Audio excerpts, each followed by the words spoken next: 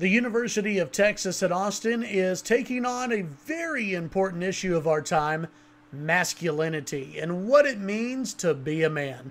Hey everybody, I'm Chad HT, host of the Chad HT Show, which airs weekday mornings, 8:30 to 11 a.m. Central Time on News Talk 95.1 FM and 790 a.m. KFYO. The Daily Wire with a piece out this afternoon.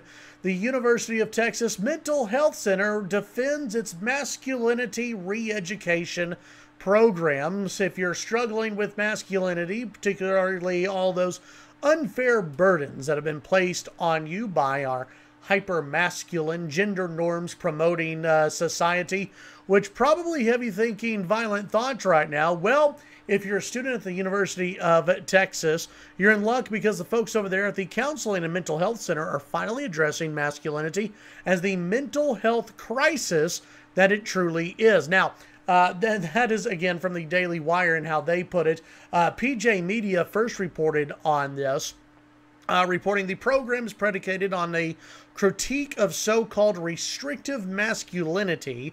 Men, the program argues, suffer from what they are told to, quote, act like a man when they are encouraged to fulfill traditional gender roles, such as being successful or the breadwinner.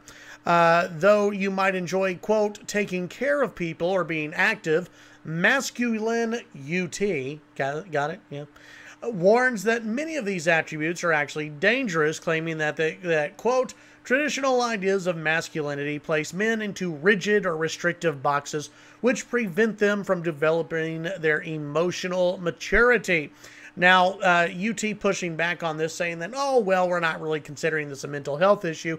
It's still in the mental health area of UT.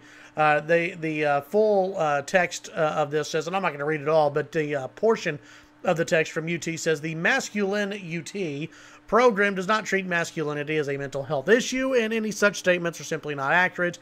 It was established to bring more men to the table to address interpersonal violence, sexual assault, and other issues. So let's go to their website and see what different things they want to treat here as far as restrictive masculinity. They give some examples here on their website, talking about acting like a man and how that can be, I guess, harmful to people.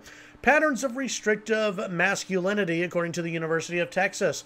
Restrictive masculinity is taken for granted and often expected of male and male-identified students. Listen, male-identified students. Let's just say males, okay? Now, if you're a female and you identify as a male, you're probably not that masculine. I'm just going to throw that out there, but if you can really only be masculine, in my opinion. Now, there's probably some masculine women, but to be a really masculine, you got to be a man. I mean, let's really talk about this in a way that we should talk about this. Anyway.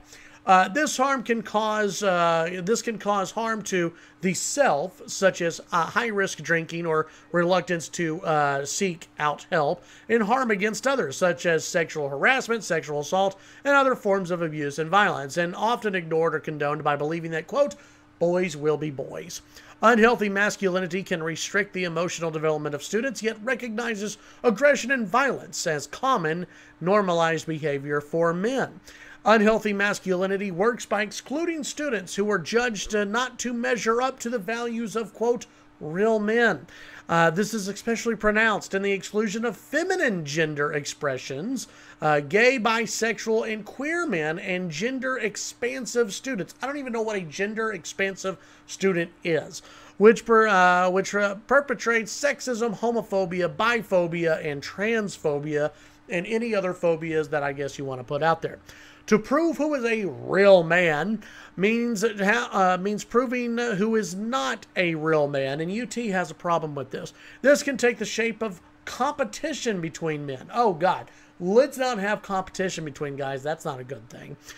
Which can often result in devaluing or hurting some men in order to appear more masculine. Oh, my goodness. If unhealthy masculinity is not questioned, it could lead to racist, classist, and other violent behavior to devalue other students, I guess the less manly students, into the competition to prove who is a real man.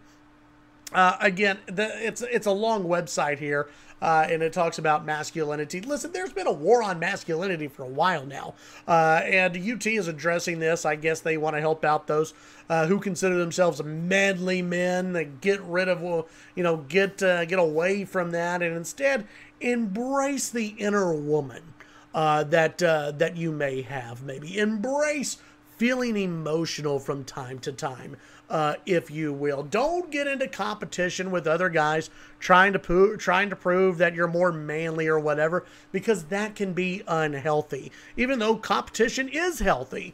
And UT trying to tell people who, whether masculinity is a good thing or not, that's just stupid. Listen, guys, females, whatever. People can have destructive behavior. You don't have to go on a war on masculinity in order to prove that somehow being a man or a man's man is a bad thing. It's not. Stop this war on masculinity. And UT, why don't you focus on some other important issues that are actually facing society instead of, masculinity and who can be a real man or not a real man. Tune in to the Chad Hasty Show weekday mornings, 8:30 to 11 a.m. Central Time. News Talk 95.1 FM, 790 AM KFYO. Have a great day.